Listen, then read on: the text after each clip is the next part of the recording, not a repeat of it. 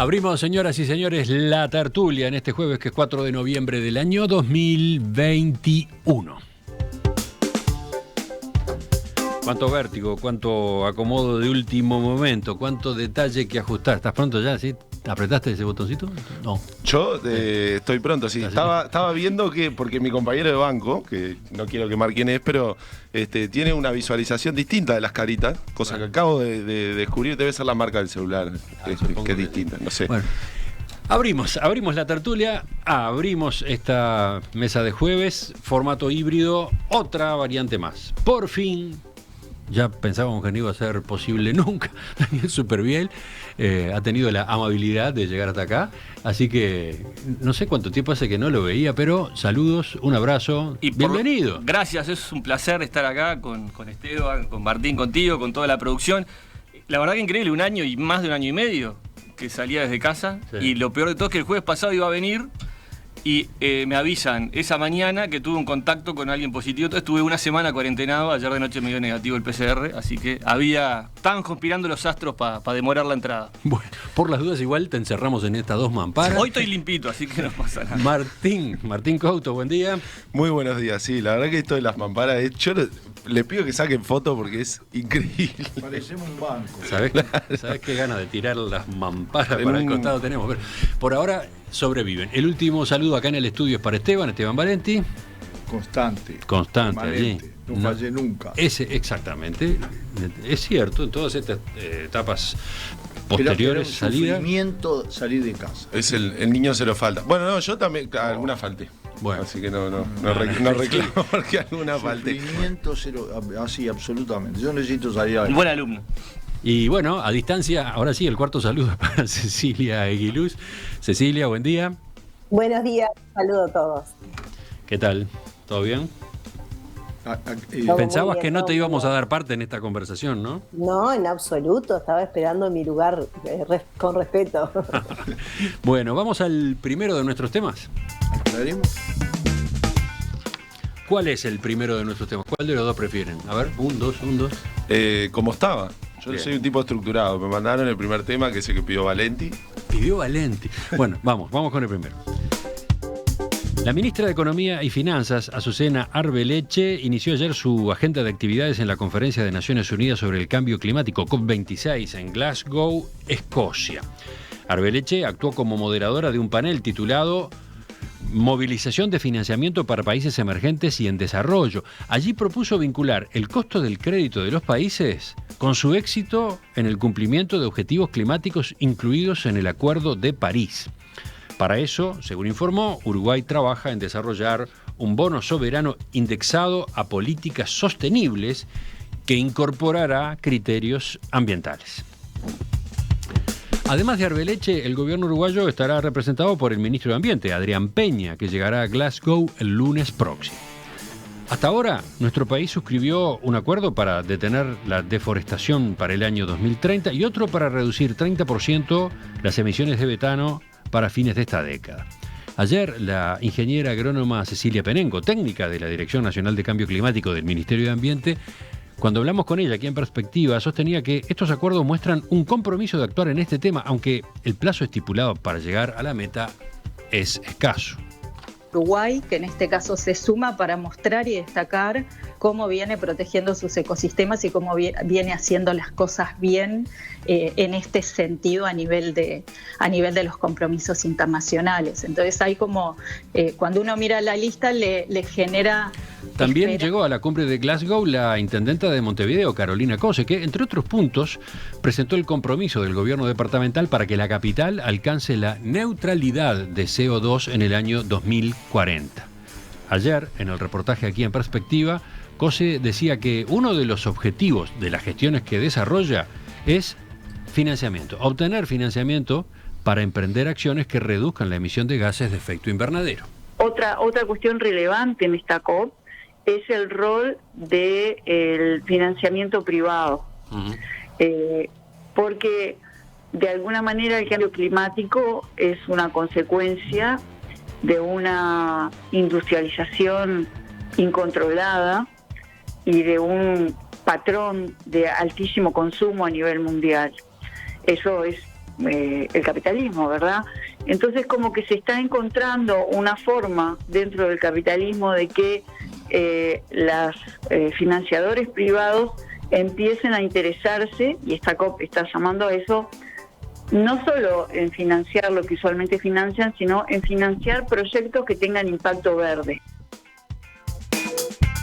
Esteban, a ti te interesaba discutir esto, ¿no? La participación que está teniendo Uruguay en la COP26. Me interesaba naturalmente la participación de Uruguay, pero sobre todo me interesaba la COP.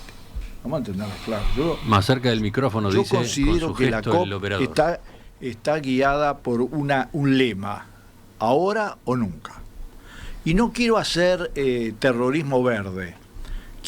Esta es la 26 conferencia. Por lo tanto, hubo 25 antes.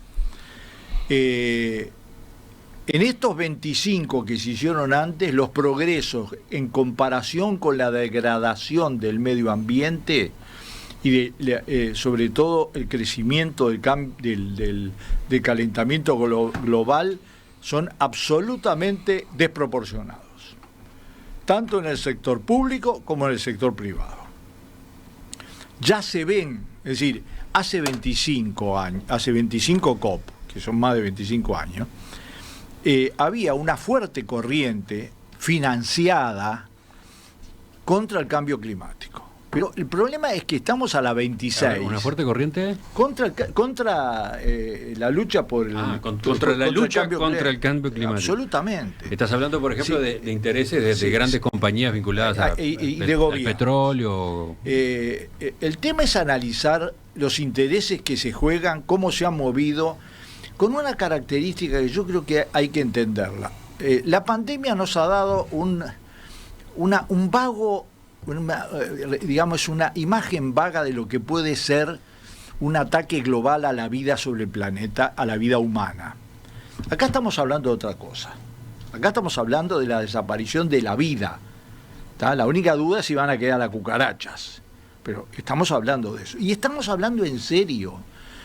Ya casi no queda nadie que científicamente sostenga que no va a pasar, que es simplemente, no es antropológico, no es es decir, no es el hombre que lo está generando, es los cambios, digamos, genéticos. Hay un video que es impresionante, que es de un dinosaurio mujer que entra a la conferencia con un mensaje de unos minutos que es impresionante como concepción publicitaria, pero como mensaje, ¿no? Como mensaje. Hay que saber que el 98% de las inversiones de los estados es hacia los combustibles fósiles y el 2 o 3% sobre el tema de las energías renovables. Y entonces la dinosauria se pregunta, disculpen, ¿ustedes se imaginan que nosotros hubiéramos invertido esos miles de millones de dólares en meteoritos? Bueno, ese tema, ese concepto, si no se discute a fondo, que es sin duda el tema de la financiación, como está planteado bien de diferentes ángulos, porque esto no se hace sin mucha plata.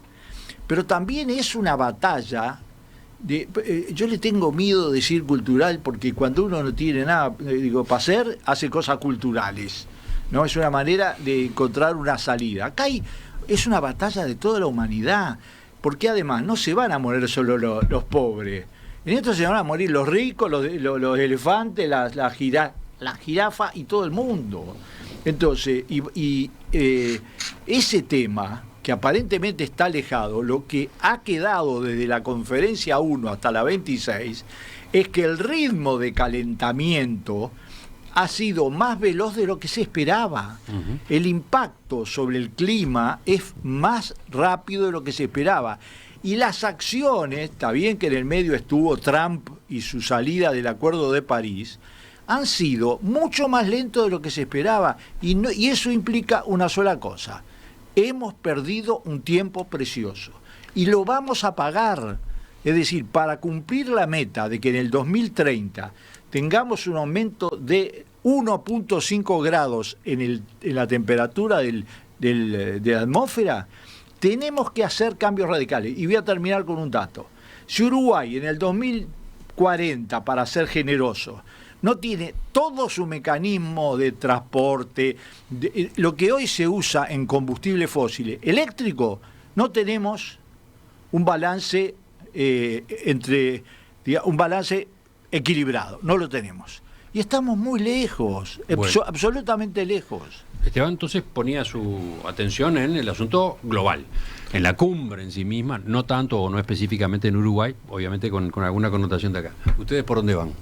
¿Sí? Bueno, yo creo que siguiendo el análisis de la importancia y la envergadura del tema, como plantea Esteban, que estén dos de nuestras principales líderes políticas representando al Uruguay y a Montevideo en ese lugar, me parece que es bueno, que es positivo, que es importante y que revela que para el Uruguay es un tema preponderante. Se han hecho dos acuerdos, o al menos dos grandes anuncios, es subirse a esa firma de reducir al 30% los gases metano y contribuir a forestar con monte nativo el Uruguay. Creo que en ese sentido tenemos un 0,5% que ampliar nuestra territorio de bosque nativo. Entonces, en ese sentido, las señales que está dando Uruguay al mundo son buenas. Yo creo que para Uruguay, en este escenario que plantea Esteban, se abren muchísimas oportunidades si logramos un posicionamiento del país a favor de esta agenda. Esta agenda se fue instalando, como dice bien Esteban, hace 26 reuniones, la cumbre de Río con aquel famoso discurso de Mujica, y como todos los procesos de cambios estructurales, de paradigmas de producción y de comportamiento llevan tiempo. Es como un barco que no podés frenarlo en seco de un día para el otro. Y yo creo que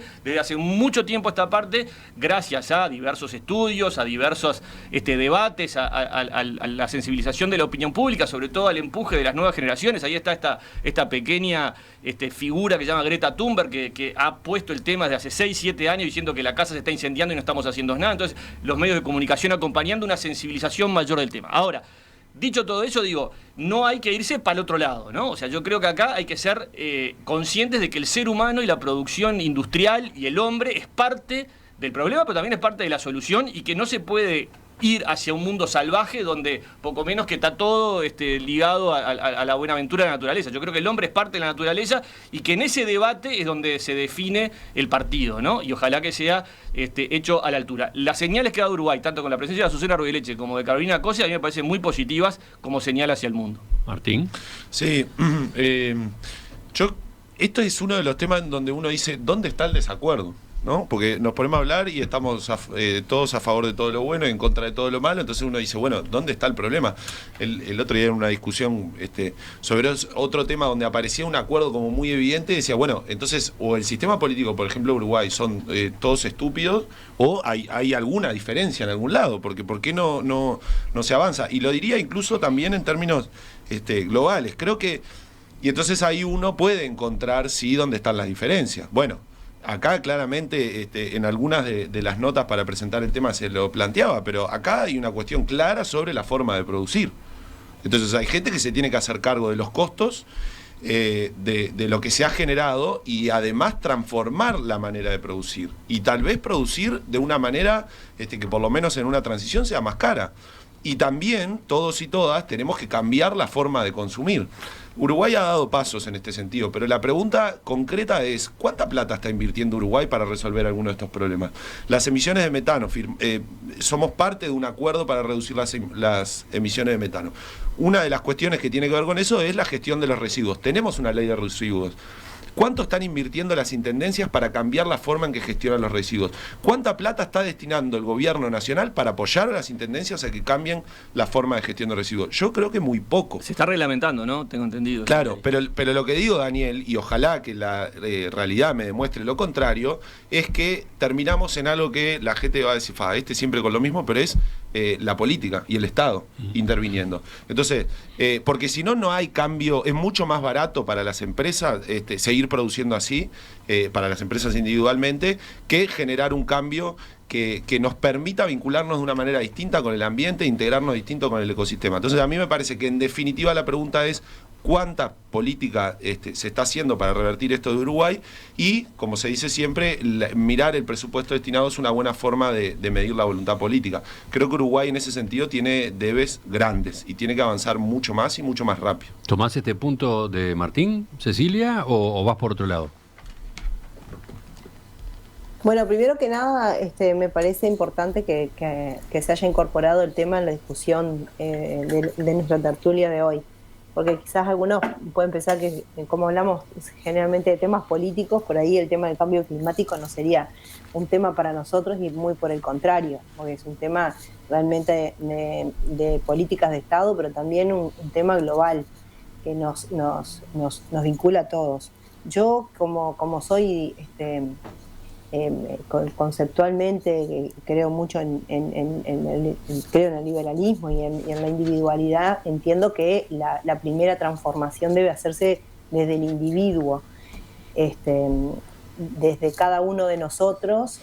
Yo veo a las distintas generaciones y creo que recién ahora se está empezando incluso a hablar del cambio climático como una cuestión que nos implica a todos. Hace un tiempo solamente hablaba gente que entendía el tema o que era especializado en la materia. No, parecía que era algo que no nos iba a llegar nunca y que no estábamos involucrados. Creo que de un tiempo a esta parte para todos es un motivo de preocupación, y para las generaciones más chicas, adolescentes y niños, lo tienen más claro todavía. Así que creo que dentro de todo este transcurso de años de encuentros y de conferencias van haciendo que empiece a haber una sensibilidad sobre el tema, y entender que en realidad es uno de los temas en los cuales se nos va la vida a todos, aunque pueda parecer dramático, pero es así,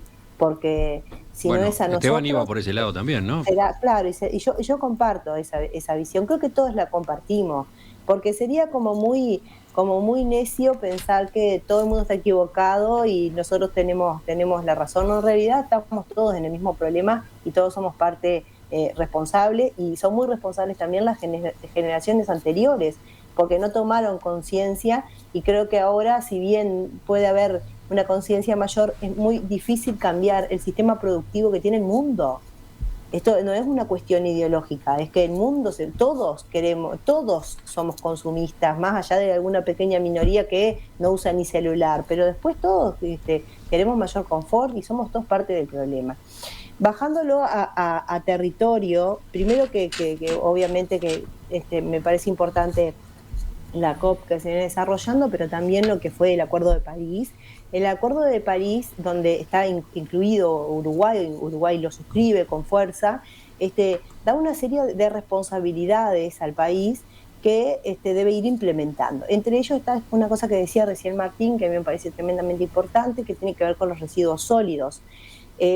Por lo tanto, no solamente hay una ley, que es la 19.829 al respecto, sino que además existe un plan nacional que se ha presentado hace poco, que todavía se puede cuestionar, está todavía vigente en esa etapa de cuestionamiento, que en realidad tú miras el plan y lo ves con lo ves muy lindo, pero claro, cuando te vas a los objetivos te das cuenta que es un plan muy ambicioso y que si no hay plata no se puede hacer. Por lo tanto, creo que uno de los mayores problemas que tenemos en esto no es solamente tomar conciencia, que creo que la estamos tomando, sino los recursos. ¿Con qué plata se van a hacer los cambios? Porque es muy lindo ser voluntarista, pero si no hay guita para hacer los cambios, no hay manera de cambiar. Y hay una problemática, desde mi punto de vista, en varias dimensiones. Uno es el concierto internacional, otro es el concierto nacional, pero luego están los conciertos departamentales, las dimensiones departamentales del problema, donde la mayoría de las intendencias no tienen recursos para el tema, sobre todo de los residuos sólidos. Y no es una cuestión de conciencia, me parece a mí, sino que de plata. Y también las gestiones más locales, el tercer nivel de gobierno, que son las alcaldías, que bueno, quizás en Montevideo, por la diferencia de ser alcaldías que son prácticamente urbanas, en el interior las alcaldías tienen muchísima dificultad con el tema de los residuos, y es una dificultad real. Entonces yo creo que tiene abordajes de distintas dimensiones, y bueno, me parecía que el planteo iba un poco por ahí. Y planteo esto concreto de los residuos sólidos porque justamente tiene que ver con obligaciones que firmó el Estado en el Acuerdo de París del 16 y que lo legaliza, sí, lo incluye en el ordenamiento jurídico, lo incluye en un plan, pero luego hay que ejecutar. Fíjate que en este plan dice en el 2024 no puede haber vertederos a cielo abierto. Bueno, yo la veo difícil. porque en realidad hace 30 años que algunas intendencias, o 20 o 15, que están peleando por esto. De hecho, Canelones tiene todo un plan y sin embargo el ministerio todavía no se lo habilita. Tengo entendido yo que viene por ese lado también. Así que me parece que hay que trabajar más en la ejecución y toda la plata. Esto sin plata no se puede hacer. Estaba mirando mensajes de los oyentes, una cantidad, afortunadamente, ¿no? Porque podían haber salido corriendo, ¿no? Defraudados, porque en la tertulia de los jueves tiene que tratarse este tipo de temas. No pasó eso. Esto es político. Hay mucho. Bueno, mirá lo que dice este mensaje, El único cambio posible es a nivel de políticas de Estado. No es plata, no todo es plata. La plata aparece cuando se quiere. Lo que hay que tener es coraje y liderazgo para caminar en esta dirección, dice el oyente cuyo celular termina en... A ver si lo tengo acá. 026. No, termina en 393. Bueno, yo quiero decir que no estamos todos de acuerdo. Lo primero que tenemos que asumir es que no estamos todos de acuerdo. Que hoy queda muy mal decir que este es un problema de segunda importancia. Y hay muchos que no lo dicen, pero hay muchos poderosos que van a las conferencias que tienen que ver con el nivel de producción y el estilo de producción y que han decidido una cosa que es cuanto más detengamos este proceso, vamos a seguir ganando plata con los procesos productivos y de consumo, etcétera, más tiempo. Porque esto cuesta mucha plata. Como todas las grandes transformaciones cuestan mucha plata, pero no es solo un problema de plata. A mí, por ejemplo, se los digo así, tenemos un Ministerio de Medio Ambiente del Uruguay que fue una buena noticia, no tiene un peso, está para las declaraciones, es el colmo, es decir, llega hoy el ministro y con casi nada en la mano. Cada vez que habla uno de los nuestros y que hablamos nosotros, hablamos de la plata que nos tienen que dar otros. El problema es que la plata sale de otros lugares, es decir, de plata que gastamos en otras cosas, si asumimos la gravedad de la situación. A ver, ¿había plata para la pandemia? ¿Había plata? Pregunto. ¿O la plata de la pandemia se hizo con un fondo especial de la pandemia que salió de nosotros mismos? Esto es lo mismo, lo que pasa es que los glaciales que se hunden, las especies que desaparecen, los cambios climáticos en el norte, en un país como el Uruguay, que va a sufrir el cambio climático de una manera tremenda, porque su producción fundamental está relacionada al clima. Entonces, si nosotros creemos que le pasamos la pelota a la financiación internacional, no asumimos el debate con los grandes protectores de este sistema y con el sistema en sí mismo. El sistema en sí mismo es el sistema del consumo ilimitado, el sistema de que no hay que cambiar nada más que la forma de producción y algo el tema de los residuos, cuando en realidad hay que cambiar todo. Hay que cambiar la producción, hay que cambiar la generación de energía, hay que cambiar Hay que cambiar el consumo de energía. Y hay que cambiar el consumo de energía y todo. Ahí es donde aparecen decisiones individuales, por ejemplo, ¿no? Aparecen, pero ¿sabes qué pasa? No es a base, lo voy a decir claramente, nosotros no cambiamos el tema de la pandemia en base a decisiones individuales, en base a que vacunamos a todo el mundo, vamos a decirlo, y lo vacunamos y costó, nadie sabe cuánto costó, pero costó mucha plata. Entonces, si nosotros, desde el Uruguay, desde Estados Unidos, desde China, desde los países del norte, desde todos lados, este concepto no penetra, y está penetrando relativamente, aparecen ONG, la chica esta que plantea el tema, los jóvenes empiezan a tomarlo, pero yo creo que uno de los peores peligros es esto de que estamos todos de acuerdo. No estamos. Daniel, ¿qué decía? Este es un tema clave de la civilización, y la civilización está asociada también a las formas de producción, porque el dinosaurio, la dinosauria, no dice no usen la plata solo para usar combustibles renovables. Fíjense cómo vive la gente, porque también eso tiene que ver. Yo Esteban, yo te sigo, pero yo confío un poco más en la humanidad que vos y en las reacciones de la humanidad que vos, me parece. Puede ser. ¿Por qué no? Porque realmente yo estoy viendo una reacción, pero claro, yo no, yo claro que sí. Y mira, te voy a contar un ejemplo. En el año 2015, creo que fue 2016, estuve en Stanford, ¿tá? El primer día, no sé qué, me invitaron a comer ahí a la sala de comidas de la universidad, ¿no? Estaban los McDonald's, los Kentucky Fried Chicken, no sé qué. Yo decía, todos vacíos. Y por los otros restaurantes, All Natural, no sé qué, todos llenos, cola de 2 cuadras, no sé qué. Y dije, mirá, esto, qué curioso, no sé qué. Entonces, quiero decir que las sensibilizaciones imaginarias de las poblaciones y de la humanidad van mutando. Eso va generando presión a los políticos. Daniel. Los políticos después tienen que responder a sus votantes y empiezan a hacer los cambios. Del 15 hasta esta fecha, sí, todas las medidas que se propusieron para cambiar la emisión de CO2 a la atmósfera no se cumplieron. Bueno, porque hubo líderes políticos hubo líderes políticos que decidieron ir totalmente contramano con el clamor que venía pidiéndose. Pero lo que yo quiero decir es, ¿cómo llevamos esto a Uruguay? Yo quiero ver positivamente que Carolina Cose justamente está pidiendo financiación para poder plantar, no sé, el 50% más de árboles en Uruguay, para cambiar toda la matriz de transporte y pasar a eléctricos. Azucena Arbeleche está promocionando unos bonos verdes y en estos momentos Paganini, nuestro ministro de Industria, está recorriendo Europa tratando de conseguir fondos para desarrollar toda la política esta. Te pregunto esto. Pero decir, ¿y si no lo consigue? Bueno, pero lo están haciendo. Está bien, y si no lo consigue... Ustedes están diciendo que no se está haciendo nada. Yo creo que se están haciendo cosas. Te pregunto, si no hubiera conseguido fondo y no los consiguió para comprar vacunas, ¿qué hubiera pasado? Bueno, pero los consiguieron. No los consiguieron. Los compramos con plata uruguaya, todo. Hasta la última vacuna. Bueno, porque fracasó el COVAX. Lo que vos quieras. Bueno, pero al final la vacuna se pusieron. No me digas. No, pero lo que quiero decir es que Uruguay, en el concierto internacional, con una China, con una Rusia, con un Estados Unidos, que son los que realmente contaminan el mundo, ¿qué es lo que puede hacer? Es tratar de meterse en esa conversación, posicionándose bien y siendo coherente en este país con la producción. Y ojo, porque acá ya veo que a quienes se meten mucho en este tema y se radicalizan van a empezar a cagarle a la ganadería, ¿no? Que no va por ahí tampoco la reducción del metano acá en Uruguay. La ganadería uruguaya es parte del ADN del Uruguay. Entonces, ojo con radicalizar mucho esta discusión y crearse más realista que el Papa. Sí, claro. Ese es el mecanismo. Ojo que nos toque algún interés, ¿eh? Ojo, y nos va a tocar algún interés. Disculpame, Daniel. Nos va a tocar algún interés. Pero que se discuta pensando en Uruguay, no que se discuta pensando en las tendencias estas. O sea, creo que uno tiene que adaptarse a la discusión y me parece que tenemos que defenderlo. Ese tipo de razonamiento es el que nos lleva a la actual situación. En el 27 COP vamos a estar lo mismo, mangueando más plata, nada más. Martín, creo que te dejan entrar y después dejan entrar a Cecilia. Cecilia se recostó ahí en el sofá y escucha, en algún momento le va a tocar.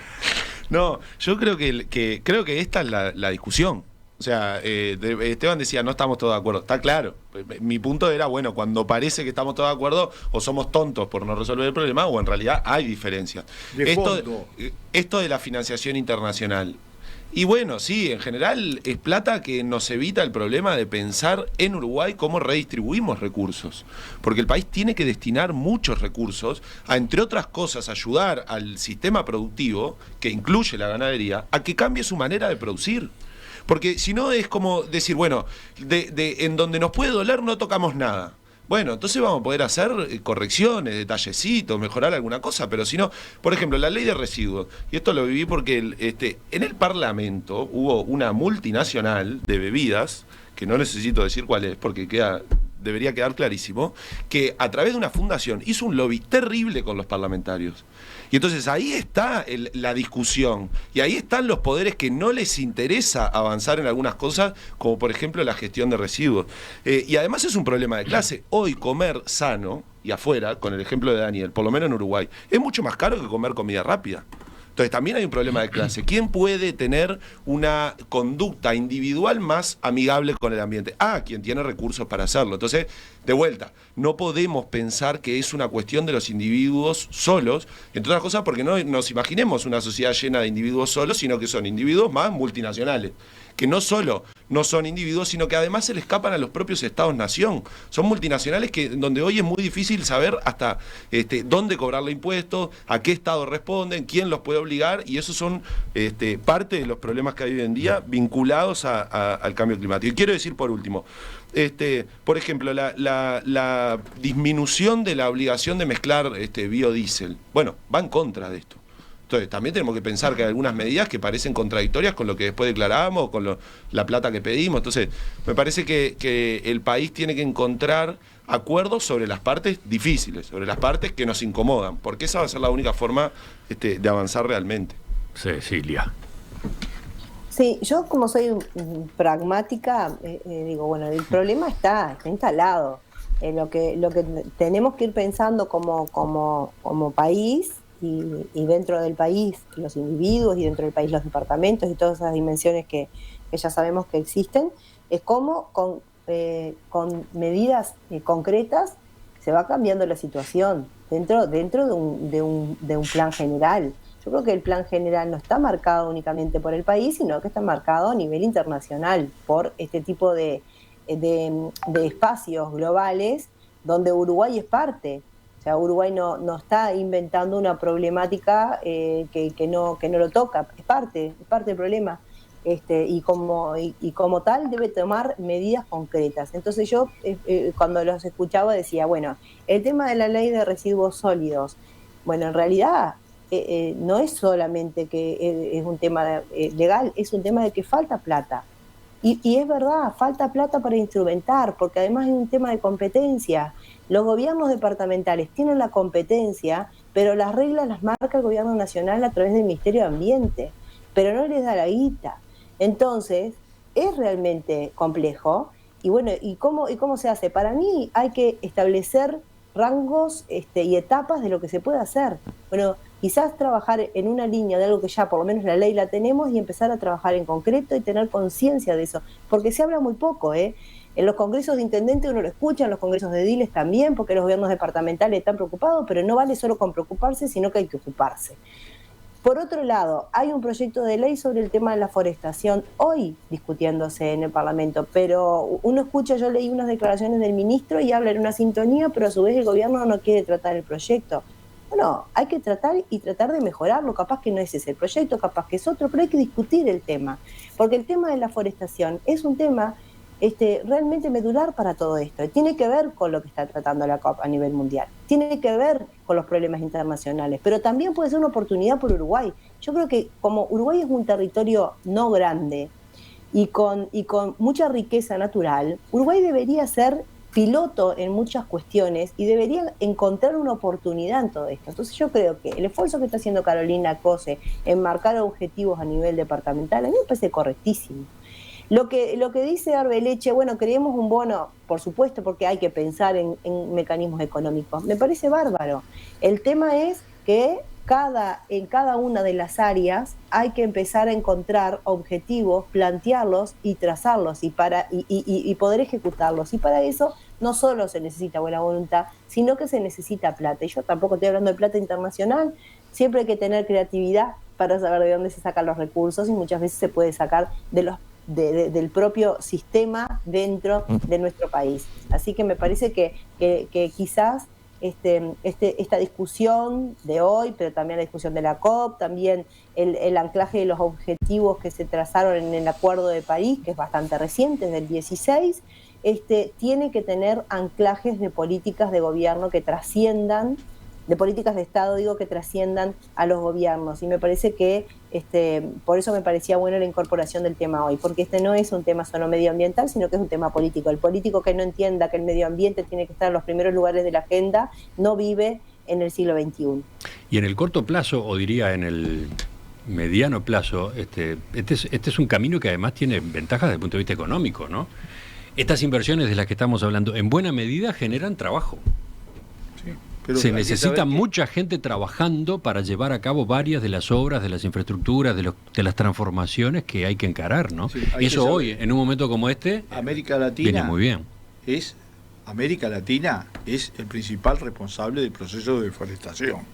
Entre Brasil, Perú, Colombia, Bolivia un pedacito proporcionalmente. Esos países tienen un proceso de deforestación monstruoso, y esas son sectores de deforestación, de alta absorción de CO2. Ya seguimos en la tertulia, cambiamos radicalmente de tema enseguida. Y le paso la posta a Romina, ella viene a hacerse cargo de la conducción enseguida.